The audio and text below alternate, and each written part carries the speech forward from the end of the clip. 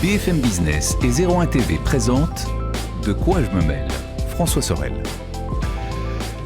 Un grand bonjour à toutes et à tous. Quel plaisir sincèrement de vous retrouver comme chaque week-end pour De quoi je me mêle, votre rendez-vous dédié à la tech que vous retrouvez sur 01 TV, la chaîne bien sûr, sur le web, la chaîne YouTube de 01 TV, puis sur BFM Business, Radio TV le week-end. Avec au menu pour ce De quoi je me mêle tout à l'heure un point sur la 5G. Où en est-on du déploiement de ce réseau dont on nous promet monts et merveilles ? Est-ce que les Français utilisent la 5G ? On a déjà un petit élément de réponse quand même, c'est non. Voilà. On en parlera avec notre invité, un spécialiste de ce sujet et notamment du déploiement de la 5G. Ça sera très intéressant. Et puis je vous rappelle que vous pouvez à tout moment avec le hashtag DQJMM sur Twitter réagir au contenu de cette émission et nous rejoindre sur la page Facebook. Et je vous rappelle aussi que De quoi je me mêle est disponible sur la plateforme RMC BFM Play qui est totalement gratuite. Vous pouvez retrouver tous les contenus d'Altis Media gratuitement, simplement en vous inscrivant. Le live par exemple de 01 TV, mais aussi tous les De quoi je me mêle et toutes nos émissions. Merci d'être là et bienvenue.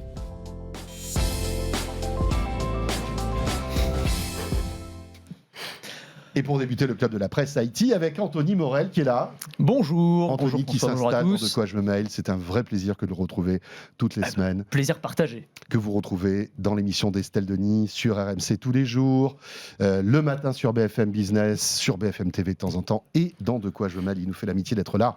Emmanuel Paquette, bonjour. Bonjour François. Emmanuel. Anthony Emmanuel, on en discutait juste avant, ils se connaissent depuis 1982 et non, c'est vache, c'est très très vache ce que je dis. Mais vous savez, le milieu en fait des journalistes tech est assez petit, hein, et vous le savez, Emmanuel, de plus en plus. Et oui, parce qu'il y en a qui partent à la retraite aussi, c'est ça. Et Emmanuel Paquette est journaliste à l'Express, bien évidemment. Alors l'actu de la semaine, on ne peut pas passer à côté. Anthony, Emmanuel, la keynote Apple, le rendez-vous de la rentrée avec de nouveaux iPhones, mais pas que, Anthony. On a une petite sélection, sympathique. Voilà, on a eu les Apple Watch, on a eu les iPads, et puis on a eu les iPhones, 4 nouveaux appareils. Bon, je peux pas cacher je vais même pas dire ma déception, c'était un peu à la hauteur de mes attentes, et mes attentes n'étaient pas très hautes, à vrai dire. On en parlait déjà la semaine dernière. Ouais, c'est ça, on en parlait déjà la semaine dernière. Mais tu vois, je trouve qu'il y a un point qui est assez symptomatique, c'est que même la presse anglo-saxonne, presse économique, presse tech, qui en général est très très sur les keynotes d'Apple, là était quand même titré en mode bof. J'ai retenu le titre de Bloomberg, Apple's new iPhones may be the weakest upgrade ever. Bon, ça calme, quoi. Donc voilà, les mises à jour de l'iPhone sont probablement les plus faibles qu'on ait jamais connu. C'est vrai qu'il y a quand même un petit peu de ça. Ça manquait de peps, d'un petit effet waouh. Si on doit la faire courte, qu'est-ce qu'on retient de ces annonces sur les iPhones ? C'est processeur un peu plus puissant, l'appareil photo un petit peu mieux. Voilà, même design que l'iPhone 12. Même design, le notch qu'on réduit de 20%. Enfin, quand on est à faire des unes sur le notch qu'on réduit, l'encoche qu'on réduit de 20%, c'est que quand même, c'est que les nouveautés, que niveau rupture technologique, on n'était pas forcément là. Après, c'était prévisible dans le sens où on sait bien qu'Apple fonctionne par cycle, que après une année faste comme l'année dernière avec l'iPhone 12, la 5G, le redesign de l'appareil, en général il y a un creux de la vague l'année d'après, voire les 2 années suivantes, et que du coup les améliorations se font un petit peu plus à la marge. Du coup, j'en attendais pas énormément, oui, et bien on sûr. n'a pas eu grand-chose. Et puis après, finalement, Emmanuel, est-ce que c'est dans l'intérêt aussi de révolutionner à chaque fois l'iPhone chaque année ? On voit que l'iPhone 12 a été un énorme succès. Voilà, on modifie quelques composants histoire de le remettre à jour, et puis Apple va dérouler sans doute des prévisions de vente qui vont être monstrueuses encore cette année. Ouais, effectivement. Donc, ils n'ont pas de nécessité de se réinventer, dans le sens, là, au 3e trimestre, puisqu'ils ont un exercice décalé à la fin septembre. Au 3e trimestre, l'iPhone a fait quasiment 40 milliards de dollars de chiffre d'affaires, 39 quelque chose. C'est quasiment 50% du chiffre d'affaires total. Et surtout, c'est en progression de près de 50% sur un an. Donc, avoir des ventes d'iPhone en progression de 50% sur un an, pourquoi changer une recette qui marche et qui fonctionne bien ? Donc, on peut comprendre effectivement le côté de bon gestionnaire, bon père de famille de Tim Cook, de faire des simples petites évolutions, des itérations un peu des évolutions de l'iPhone. Donc, de ce point de vue-là, en tout cas, d'un point de vue économique et financier, c'est plutôt compréhensible. C'est un peu conservateur, effectivement, parce que voilà, il n'y a pas d'effet waouh, mais Ça peut se comprendre. En revanche, moi, la surprise, il y en a une, c'est pas du tout sur la techno, c'est sur le prix, parce qu'on en avait déjà parlé. Oui, c'est vrai. Je m'attendais, moi, à une hausse assez importante des prix en raison des problèmes d'approvisionnement en semi-conducteurs, microprocesseurs.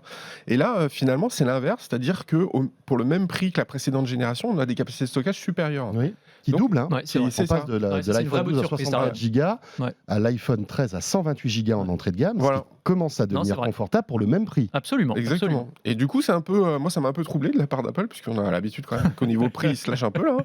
Surtout en cette période de tension sur les composants. Donc voilà, pour moi, ça a été vraiment une surprise. Les analystes annonçaient aussi des tensions sur les prix des Et iPhones. d'ailleurs, c'est intéressant parce qu'on se rend compte que l'iPhone 12, qui est toujours en fait dans le catalogue de cette année, puisque vous savez que petit à petit, dès qu'il y a un nouvel iPhone, Apple refait le ménage Oui. dans sa gamme pour la rendre cohérente. L'iPhone 12 reste dans le catalogue. Il y a 100 € de différence entre l'iPhone 13 et l'iPhone 12, mais il y a 64 gigas d'écart de stockage. Et finalement, C'est mieux de on se prendre dit le que nouveau. l'iPhone 12 n'a plus grand Non, intérêt c'est parce que finalement, pour 100 € de plus, on a le tout dernier modèle et en Ouais. plus, on a le double de capacité. C'est d'ailleurs assez intéressant de voir que Apple, là, en termes de marketing, est un peu moins bon sur ce coup-là. On se rend compte que le 12, finalement, N'a plus trop d'intérêt quand n'a on plus trop de d'intérêt, manière. quoi. Ouais, absolument, absolument. D'ailleurs, Sur- j'avais senti le coup venir, puisque je viens de l'acheter. Bien joué. l'iPhone 12, bravo. Ouais, c'est tous les journalistes tech qui savent qu'il faut jamais acheter un iPhone avant la keynote de Mais c'est septembre. vrai, Manuel, C'est parce que- incroyable. Alors, parce que les prix étaient. Il y avait des fortes décotes sur Amazon, il y a eu une grosse décote. Donc, Ouais. donc je me suis dit, tiens. Tu vas y aller, quoi. Et Ouais. ils ont gardé le nom iPhone 13. Il y avait une incertitude aussi exact. là-dessus. Alors j'ai vu Tout à qu'il y avait une étude publiée avant la keynote qui montrait que ça pourrait représenter un frein à l'achat pour 18% des consommateurs, ce qui n'est pas négligeable quand même. Enfin, C'est dingue, ça. ouais, il y a quand même beaucoup de Ouais, ouais. superstitieux, quoi. Mais C'est c'est vrai sûr. que sur le marché américain, européen, le chiffre 13. Surtout si tu l'achètes un vendredi 13. Voilà, en plus, alors là, Ça fait là, beaucoup. c'est le combo. Hein. Mais non, quand même, alors moi, je comprends, effectivement, je suis tout à fait d'accord avec toi sur la gestion de bons pères de famille, c'est vraiment leur stratégie. Après, je trouve que il manque quand même dans ces keynotes là ce petit le one more thing, le petit truc qui nous vendait un peu du rêve. Sans revenir forcément jusqu'à l'époque de Steve Jobs, parce que voilà, on va pas en revenir tout le temps à Steve Jobs, mais il y avait quand même ce truc où voilà, il arrivait sur scène avec la petite enveloppe et puis il y avait le MacBook Air à l'intérieur et c'était incroyable. Ou alors la petite phrase à la fin qui, un peu comme tu sais quand tu vas voir un film Marvel, tu restes jusqu'après le générique parce que tu as le petit teasing T'as le pour la petit suite. truc. Et là, je me dis que c'est bête parce que cette keynote, du coup, elle restera pas dans l'histoire très clairement, mais en une phrase à la fin, Tim Cook, il pourrait, je sais pas, faire allusion à des lunettes en réalité augmentée, même d'une phrase très subtile sans nous dire exactement de quoi il s'agit, ou à l'Apple Car, de manière, là encore, en une phrase ou en un mot, et tout de suite, ça titillerait un petit peu l'imagination des fans et du monde entier, et je trouve que ça manque un petit peu. Voilà, c'est un poil convenu. Ouais. Poil convenu. C'est vrai que ça manque un peu de saveur. Après, bon, nouvel iPad, l'iPad mini, ça c'est peut-être la plus grosse surprise de cette keynote. Hein. Ouais. On savait qu'il y avait un iPad mini dans les cartons. Celui-ci est quand même en rupture par rapport au précédent. On se retrouve avec un iPad mini moderne qui fait, qui intègre un nouveau design un peu à l'iPhone 13, qui est plutôt joli, qui est très C'est pas- cher, Ouais, c'est ça. qui est très cher, qui a 700 et quelques euros, je crois, si on prend la version 4G. Et puis, quand même, ce qui est intéressant, c'est que malgré tout, Tim Cook ouvre sur Apple TV+. Je ne sais pas si vous avez vu. Voilà, ça devient de plus en plus important, avec une bande-annonce assez impressionnante de tout le catalogue, enfin en tout cas toutes les productions qui sont en cours.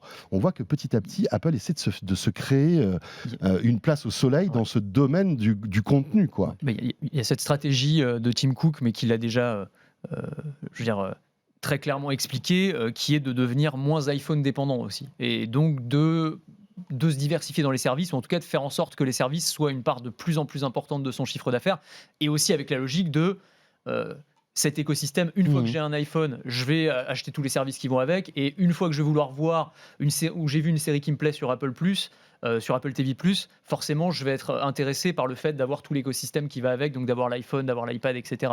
Donc il y a vraiment cette logique de se diversifier et de devenir une entreprise non plus seulement de hardware qui est dépendante seulement des iPhones et un peu des Mac et des iPads, mais de vendre de l'abonnement, ce qui génère aussi des revenus récurrents, de l'abonnement et donc de la fidélisation du consommateur. Donc ça, c'est un enjeu hyper important pour Apple aujourd'hui. Emmanuel, rien d'autre à rajouter sur Non, cette la keynote? seule chose, c'est que c'est quand même un catalogue qui reste assez pauvre, hein, malgré tout, même s'il commence à s'enrichir. Là, la grosse sortie, ça va être le Fondation, hein, qui est donc la série Isaac Asimov. dérivée d'Isaac Asimov. Donc je ne sais pas si vous avez la bande-annonce, il y a visiblement beaucoup de moyens financiers derrière cette série. Je crois qu'elle sort le 24 ou 25 septembre de mémoire. Donc effectivement, ça peut relancer l'intérêt. Mais aujourd'hui, à ma connaissance, il n'y a pas quand même... Il y a quelques séries un peu cultes, mais il n'y a pas le Stranger Things comme on a chez Netflix. Vraiment la série sur laquelle on a envie de s'abonner. Il n'y a pas le Seigneur des Anneaux qui est attendu chez Amazon Prime, par exemple. Il manque un truc encore, vraiment une série ou un film qui fasse décoller le service. Pour l'instant, il y a des choses pas mal. Il y a Sin, il y a The Servant, etc. The Morning Show. The Morning Show, Show, très bonne série, effectivement. d'ailleurs. Mais voilà, est-ce que les gens s'abonnent pour ça ? D'ailleurs, on a, je crois que toujours, hein, quand on achète un iPad ou un iPhone, on a toujours 3 mois ou 4 mois gratuits, je crois, de mémoire hein, pour l'Apple TV+. Donc, on voit bien qu'ils essaient de faire mordre le consommateur. Ouais. Bon, ça marche moyennement. Et puis surtout, ils n'ont pas réussi à mettre la main sur le catalogue de la MGM, hein, puisqu'il est parti ailleurs. Hein, Oui, c'est Amazon. chez Amazon. Donc, c'est un peu dommage qu'il n'y ait pas un peu plus de contenu. Ils ont laissé aussi partir Christopher Nolan, mais on en parlera tout à l'heure. Exactement. On aura une petite partie contenu et cinéma. On parle encore d'Apple avec cette fois-ci quelque chose de beaucoup plus grave, hein, cette mise à jour d'iOS pour combler cette faille Pegasus. C'est vrai que c'était un peu l'un des épisodes de cybersécurité de l'été, hein, cette faille Pegasus avec des dizaines de milliers de smartphones infectés, des personnalités connues, des hommes et des femmes politiques. On ne va pas revenir sur l'histoire. Et donc, la mise à jour 14.8, hein, je crois, comble cette faille Pegasus. Il était un peu temps, non, quand même? Ouais, c'est vrai. Je te laisse commencer, parce que je crois que tu as bien bossé sur le sujet. Et, non, mais effectivement, il était temps. Mais donc ça, là, le système, c'était le système qui concernait directement iMessage, hein, donc le service de messagerie de l'iPhone et de l'iPad. Et effectivement, donc NSO a développé un système. Une entreprise israélienne spécialisée dans la sécurité. Exactement. Donc ça a été créé par des anciens de l'unité 8200, qui est l'unité de cyber-renseignement de l'armée israélienne, donc de Tsahal. Et ça rigole pas. Hein. Tu leur files ton smartphone, tu peux avoir 18 codes. Exactement. Oui, parce que là, c'était vraiment un exploit. En plus, il n'y avait même pas besoin de toucher à quoi que ce soit. C'est ça qui est incroyable. Exactement, avec un système one-click. Donc en fait, on n'a même pas besoin de cliquer sur un lien pour nous amener quelque part et une page infectée ou quelque chose comme ça. Tout se passait directement dans la messagerie iMessage.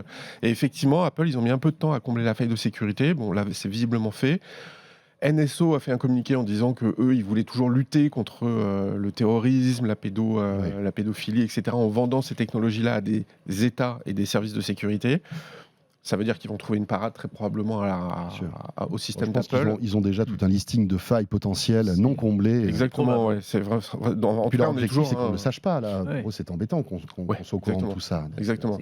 Et c'est embêtant pour eux, c'est embêtant pour Apple, hein, qui quand même a fait son marketing aujourd'hui sur la sécurité de la vie privée et la sécurité. Absolument. Donc c'est quand même pas très bon pour Steve Jobs, pour Tim Cook et Apple. Donc un conseil sur ton iPhone 12 que tu viens d'acheter, qui est déjà plus up-to-date.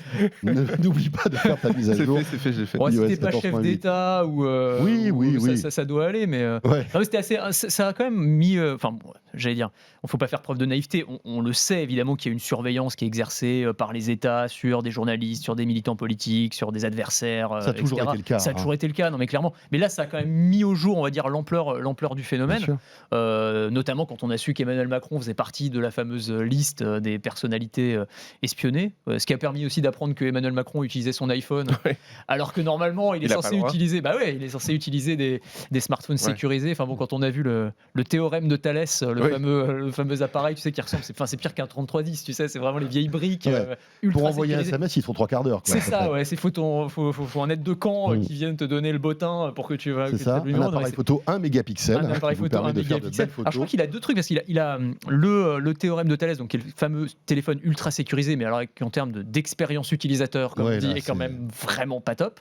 Et il a aussi un Samsung, un Galaxy S, je sais plus combien c'est, mais qui a été spécialement sécurisé par Aircom, par un spécialiste de la sécurité. Donc c'est un Android sécurisé. C'est un Android sécurisé, mais le truc c'est que à partir du moment où tu ajoutes des surcouches de sécurité, tu peux pas avoir, il peut pas se faire une petite partie de Clash Royale entre deux rencontres avec des chefs d'État. Ça c'est pas possible. Donc forcément, là encore, ça limite beaucoup tes perspectives, et on comprend que les chefs d'État, comme tout le monde, aient envie d'utiliser leur perso. Ça a été le cas Obama avec son BlackBerry, Trump au début de son mandat aussi, qui avait un smartphone pas sécurisé. Mais ça pose une vraie question. question. C'est-à-dire que c'est aussi une menace potentielle sur la sécurité nationale. Donc, est-ce qu'il faut forcer les chefs d'État à utiliser ces téléphones ultra sécurisés ? Vraie question. Alors, le vrai sujet, c'est que avant on avait des États qui étaient extrêmement puissants, qui avaient les moyens de faire ça, et aujourd'hui on a des entreprises privées qui peuvent vendre leur technologie à des pays plutôt de deuxième zone, troisième zone, qui n'ont pas ces capacités-là, et qui du coup se retrouvent avec des capacités similaires à la France, aux États-Unis, aux grands, quoi. Et donc on a des petits pays comme ça qui peuvent espionner à peu près qui veulent. Oui, qui veulent, bien sûr. Et donc c'est une forme de démocratisation de cette arme cyber, et ça pose un problème parce qu'il n'y a pas beaucoup de contrôle à l'exportation. Ça, c'est un vrai sujet. On enchaîne avec cette tendance de lunettes connectées. C'est vrai qu'on a eu pas mal d'actu cette semaine avec Xiaomi qui, sur les réseaux sociaux, a fait tourner un petit visuel avec une petite vidéo d'un concept de lunettes connectées. Donc attention, quand on parle de concept, c'est que c'est pas pour tout de suite. Et tu voulais nous en parler, Anthony ? Oui, c'est ça. En gros, c'est le serpent de mer, un peu l'un des serpents de mer de la tech, quoi. C'est qui réussira là où les Google Glass ont échoué. C'était il y a 10 ans, les Google Glass déjà. Mon Dieu. Bah oui. 10 ans. 10 ans, 2011. On sait que ça a été l'un des plus gros fails technologiques de ces dernières années. Personne n'en a voulu, pour plein de raisons, parce que ça ressemblait pas vraiment à des lunettes. On avait l'air d'un cyborg, on avait l'air de comme mon t-shirt là, comme Vegeta avec son petit monocle qui analyse la puissance de cet adversaire dans Dragon Ball. Donc c'est pas génial. Il y avait le côté respect de la vie privée aussi, le fait qu'on puisse filmer n'importe qui. Et donc là, on voit qu'il y a des concepts qui commencent à arriver, qui essayent de répondre en partie à ces sujets-là. Le concept de Xiaomi, c'est des lunettes qui ressemblent à des lunettes. C'est-à-dire que voilà, alors elles sont un petit peu plus grosses parce qu'il y a l'électronique, mais enfin, elles sont relativement discrètes et assez classe, et avec toutes les fonctionnalités réalité augmentée qui avaient été imaginées par Google, donc le fait de pouvoir avoir les flèches du GPS quand tu te balades.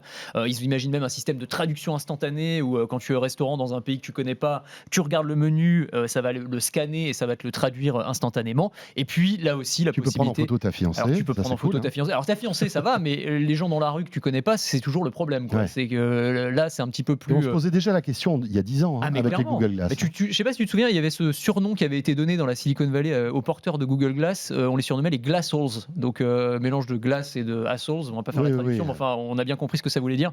Mais ouais, il y a Popotin, pour vous dire un peu. Voilà, c'est ça. C'est à peu près ça. Et avec toutes les dérives que ça peut aussi entraîner, par exemple en Chine, la police teste. Alors ils testaient il y a quelques années, je sais pas où ils en sont maintenant, mais des lunettes réalité augmentée avec des logiciels de reconnaissance faciale qui permet, en scannant la foule du regard, d'avoir les noms des personnes, et voilà, de reconnaître un opposant politique, peu importe, etc. Donc ça pose quand même des questions. Et pourquoi on en parle ? Parce que là, on a une multiplication. C'est-à-dire, il y a Xiaomi qui effectivement présente ce concept dont on ne sait pas quand ni même s'il sortira. Bon, mais on a aussi Facebook qui, quelques jours plus tôt, avait aussi réaffirmé ses ambitions. Mark Zuckerberg a dit clairement que pour lui, l'avenir du smartphone, c'était les lunettes, que demain, les lunettes, la réalité augmentée, ça remplacera le téléphone qu'on a dans notre poche. Enfin, c'est quand même pas rien d'avoir cette ambition-là. Alors, ce qu'ils ont présenté est pour le coup un poil décevant, parce qu'ils ont présenté l'équivalent des spectacles de Snap qu'ils avaient sortis en 2015 ou 2016, donc avec des petites caméras intégrées aux montures, mais pas grand-chose de plus. Mais ils expliquent que c'est une première étape pour familiariser les gens avec le concept de lunettes connectées. Ce qui est intéressant aussi, c'est qu'ils se sont associés à Ray-Ban. Oui, c'est ça. Pour casser un peu cet aspect techno de lunettes de geek. Ah, elles sont jolies. Hein. Oui, elles sont jolies. Elles sont plutôt jolies. Elles ressemblent vraiment à des lunettes. Ça ressemble à des Ray-Ban. Ça ressemble à des Ray-Ban, exactement. Mais toute la logique de Facebook derrière, c'est la grosse obsession de Zuckerberg en ce moment. Là, c'est l'idée du métaverse. Vous savez, le fait que avec cet univers parallèle, voilà, on va faire partie vraiment intégrante, s'immerger à 100% dans un univers numérique. Et donc, forcément, ces lunettes vont être partie intégrante de ça. Donc, je sais pas trop quoi en penser. Je sais pas s'il faut y croire. J'ai cru au Google Glass à l'époque. Je l'admets humblement maintenant. Et bon, je me suis bien planté à l'époque.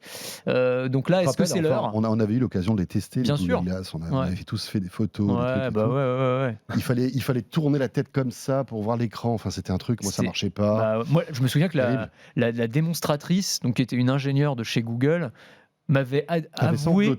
Non, elle avait pleuré. Elle m'avait dit qu'elle-même à New York, je crois que c'était le labo de recherche de New York, elle ne les portait plus dans la rue parce que juste les gens lui jetaient des regards. Enfin, c'est juste tu pouvais pas, quoi. Donc même les gens de Google, tu vois, hésitaient à les porter. Ouais, ça c'est clair. Alors c'était pas très bon signe. C'était pas très bon signe pour en plus. C'est terrible. Quelque chose à rajouter sur ces lunettes, Emmanuel, tu y crois toi ou pas ? Moi, j'y crois moyennement, mais je me suis trompé des fois, enfin pas mal, donc, mais j'y crois toujours Tu t'es moyennement. trompé sur l'iPhone 12, tu peux pas te tromper sur tous les trucs quand même. Mais pour revenir sur les spectacles, on en est quand même à la 3e itération de Snapchat. Ils n'ont pas lâché l'affaire, Non. même s'ils en vendent pas des palanqués. Donc, la première génération, en un an, ils en avaient vendu 150 000 exemplaires, donc c'est pas énorme. Et là, concernant Facebook, il faut quand même savoir que les lunettes, donc à partir de $300, ne seront pas commercialisées pour l'instant ni en France ni en Allemagne.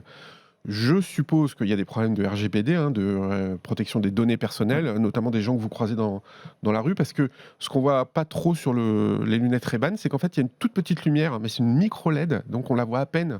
Quand on te filme, on le voit à peine que tu es filmé, en fait. On peut pas le savoir.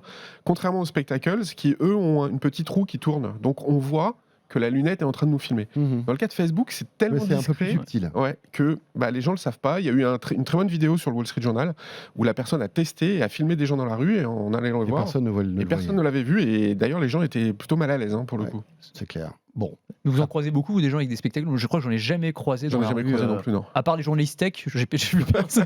Moi, J'ai vu personne en porter, je crois. j'en avais croisé à Las Vegas, mais bon, Ouais, c'est c'est logique. ça, oui, ouais, bien sûr. Et il y avait même un stand où on pouvait les acheter, en fait, ces lunettes. Au CES? Ouais, Ouais, bien sûr. Et il n'y a pas grand monde qui les achetait. Je vous avoue que le stand, enfin le pauvre représentant, là, le pauvre vendeur, il avait le temps de faire autre chose.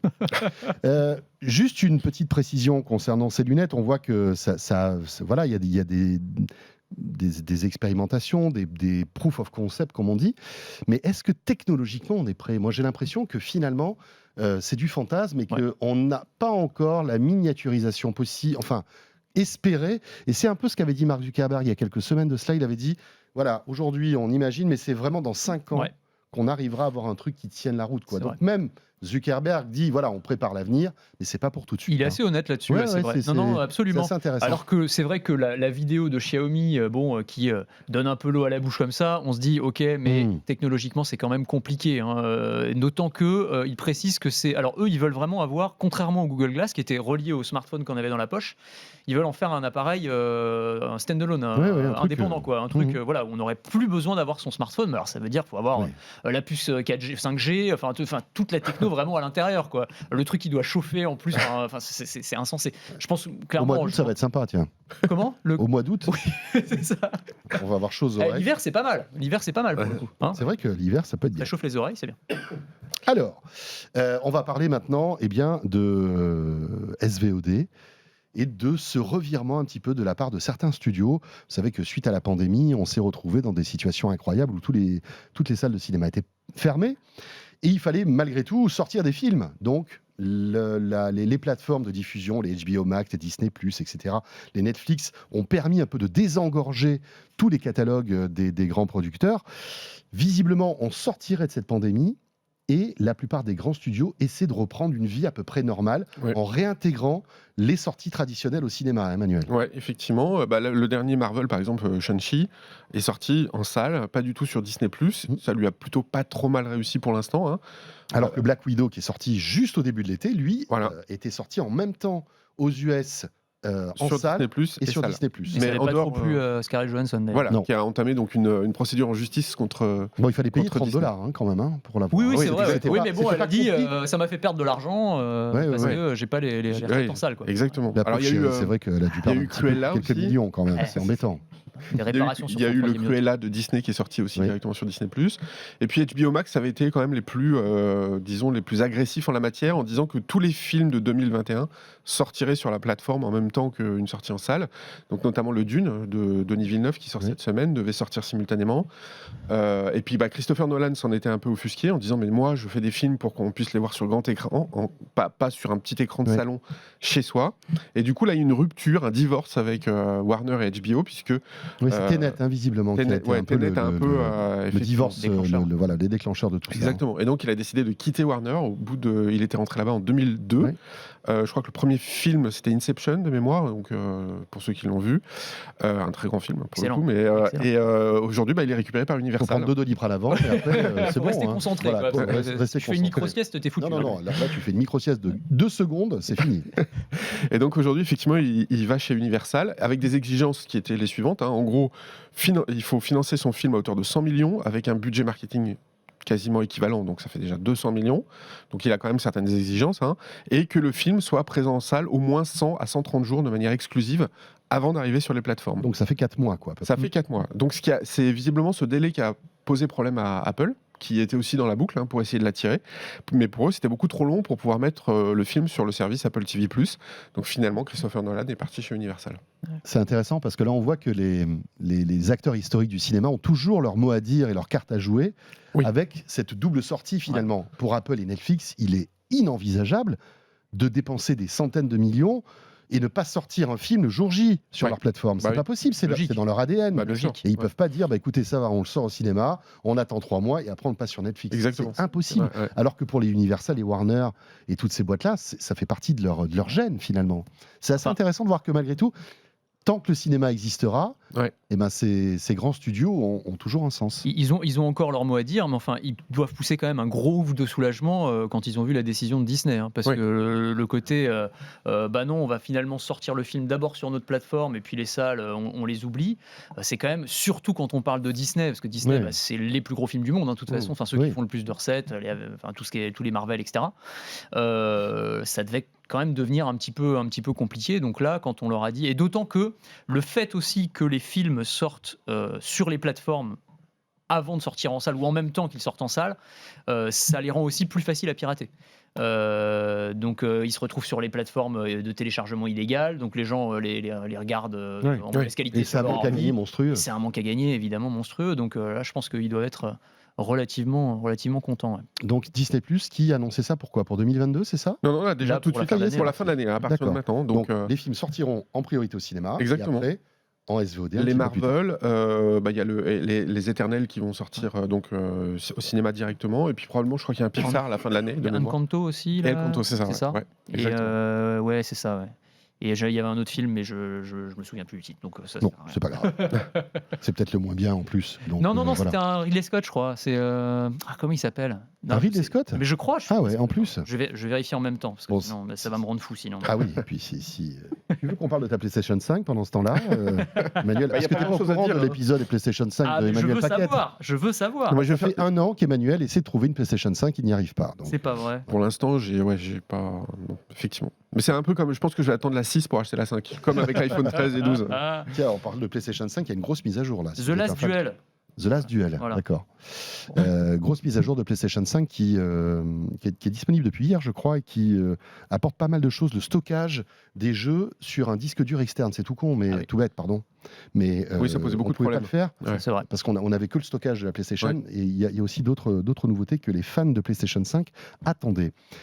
On va parler de modération maintenant sur Facebook. Voilà, Facebook qui traîne quelques casseroles, vous savez, voire même quelques couscoussières, tellement que ça fait du bruit. Anthony, la dernière en date. Oui, alors c'est un système de modération qui a été dévoilé par le Wall Street Journal. Et qui s'appelle Crosscheck. Alors ça s'écrit X-Check, mais ça se prononce visiblement Crosscheck, pour vérification croisée. Et en gros, pour la faire courte, c'est l'idée selon laquelle il y a un système de modération pour les riches et pour les pauvres sur Facebook. On va dire, il y a celui du commun des mortels, et puis il y a celui des VIP. Alors, je ne sais pas dans quelle catégorie vous trouvez, où on se trouve tous, j'en sais rien. En tout cas, apparemment, il y a une liste blanche de 6 millions de personnes environ, alors qui sont des personnalités politiques, du monde du sport, des influenceurs divers et variés, et qui ont droit à certains égards. On sait qu'en général, Facebook, sur la modération, a plutôt la gâchette facile. Dès qu'il y a un truc un peu, un bout de téton, ou même des propos... Pour les anti-vax, ils n'ont pas eu la gâchette facile. Non, alors c'est vrai, ça a pris du temps. Mais alors justement, c'est là que c'est intéressant de voir que, par exemple, sur les profils des personnalités agréé, on va dire, il y a une tolérance encore supplémentaire. C'est-à-dire que la modération va prendre plus de temps, parce que Facebook va vérifier, revérifier, re-revérifier. Et donc, Wall Street Journal donne quand même des exemples assez probants, où par exemple, Neymar, au moment où il a été accusé de viol, c'est ça, par une jeune femme, a publié des photos de cette jeune femme sur son compte Facebook ou Instagram, parce que ça fonctionne sur les deux. ce qui a entraîné un harcèlement, une vague de harcèlement sur cette jeune femme, alors qu'en temps normal, Facebook aurait retiré immédiatement les photos. Photos nues. Voilà. Ouais, photos nues. Voilà, photos nues, oui, ça j'ai pas précisé. Ouais, en plus. Donc elles auraient été retirées en quelques secondes ou en quelques minutes, alors que là, du coup, cette jeune femme a pu être harcelée pendant très longtemps. Donc il y a quand même des conséquences très concrètes, et ça ne peut pas ne pas faire penser à cette morale de La Fontaine, selon que vous serez puissant ou misérable, Etc., les jugements. Ah, ou celle de George Orwell. George Orwell, c'est Tous les animaux sont égaux, mais bien certains le sont plus que d'autres. la ferme des animaux, bien sûr. Ouais, exactement. Ouais, exactement. Emmanuel, bah Alors oui. alors effectivement, comme le disait Anthony, le truc c'est que ces 6 millions de personnes ne sont pas forcément au courant qu'elles sont dans une liste blanche. Et l'argument de Facebook, en tout cas ce qu'a dévoilé le Wall Street Journal, c'est des documents internes dans lesquels Facebook a peur de l'impact médiatique que ça peut avoir de faire une modération sur Neymar et compagnie, c'est-à-dire de créer un espèce Oui, bien sûr. d'ouragan médiatique autour de Facebook, Mhm. et ça ils veulent surtout pas, donc ils laissent Oui, parce que déjà, Il les laisse ouragans, passer. ils sont dans des zones C'est ça, d'inconfort de fort Clairement. atmosphérique depuis pas mal de temps quand même. Ouais, Donc, ouais. Exactement. Et ce qui est intéressant, c'est que le Wall Street Journal, visiblement, a accès à des tonnes de données, donc va continuer épisodiquement à sortir des informations sur Facebook. Visiblement, il y a une ou des personnes qui ont donné ces informations là, donc des lanceurs d'alerte qui demandent la protection des autorités américaines. Donc on ne sait pas qui est cette ou ces personnes.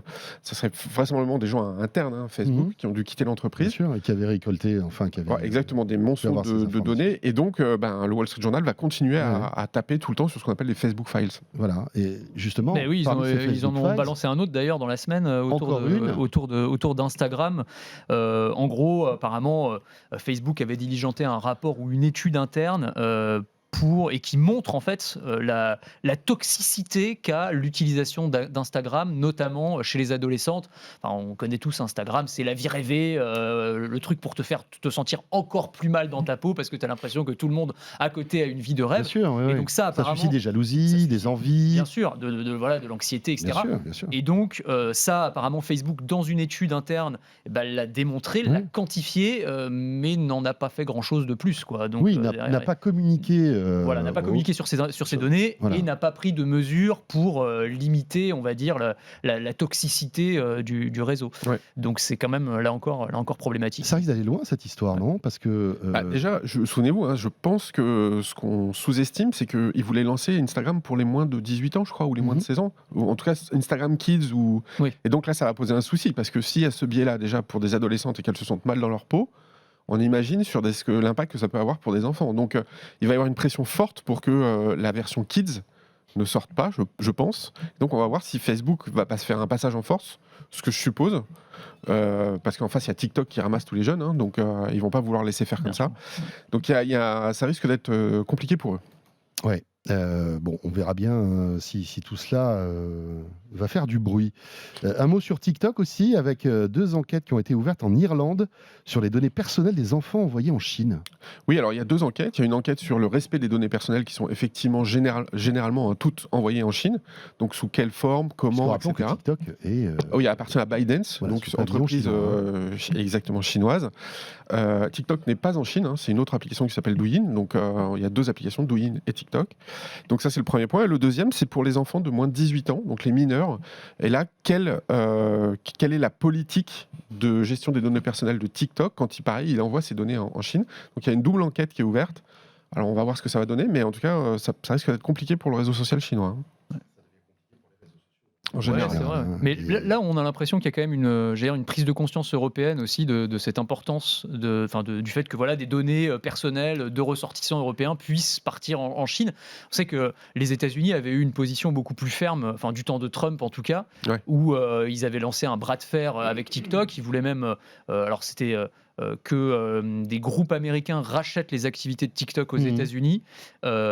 Et avec un argument qui pouvait s'entendre. C'est en gros la crainte qu'ils avaient, c'était que TikTok récolte des données personnelles de ressortissants américains et ensuite puisse les faire chanter contre leur propre pays. En gros, c'était ça l'idée. Et donc un adolescent, je sais pas, tu récupères des données sur sa vie personnelle. Enfin, en gros, le réseau social, on sait tous qu'ils nous connaissent mieux que nous-mêmes. Et donc, on va pouvoir réutiliser ces données-là. Et donc, ils y voyaient un problème de sûreté nationale. Et je pense que c'est aussi une question, faut pas être naïf, quoi. C'est une question qu'il faut aussi qu'on commence à se poser en Europe et peut-être commencer à instaurer ce rapport de force-là.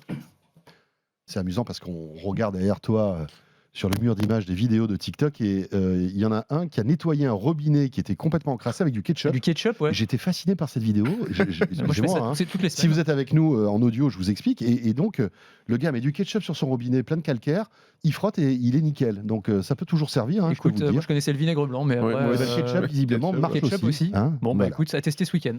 Moi, je préférais sur les frites, mais enfin bon, après, c'est une question de goût. Bon, ben voilà, l'actu du jour. Merci à tous les deux. Merci François. Anthony Morel, qu'on retrouve dans De quoi je me mêle régulièrement maintenant. Et merci aussi à Merci, Emmanuel François. Paquette, journaliste à l'Express. Anthony, que vous pouvez retrouver chez Estelle Denis tous les jours, BFM Business le matin et sur BFM TV. Vous restez avec nous, on va parler de la 5G. Est-ce que vous captez la 5G sur vos téléphones, messieurs? Mais je n'ai pas de forfait 5G. Tu n'as pas de forfait 5G, est-ce que tu as un forfait 5G? Non, mais j'ai un smartphone compatible 5G, pareil, mais j'ai pas le forfait. Non Eh plus, ben donc, pareil, moi j'ai un smartphone compatible 5G, mais je n'ai pas de forfait c'est ça. 5G. c'est révélateur ça, je pense. Hein, C'est ouais. peut-être ça le, le Ouais, problème. c'est le hein. problème. Ouais. On va en parler avec mon invité qui me rejoint dans un instant, Sébastien Kayser, qui est un spécialiste des réseaux. Il travaille au groupe Mozark. On vous explique tout dans un instant. À tout de suite. De quoi je me mêle sur BFM Business et 01 TV.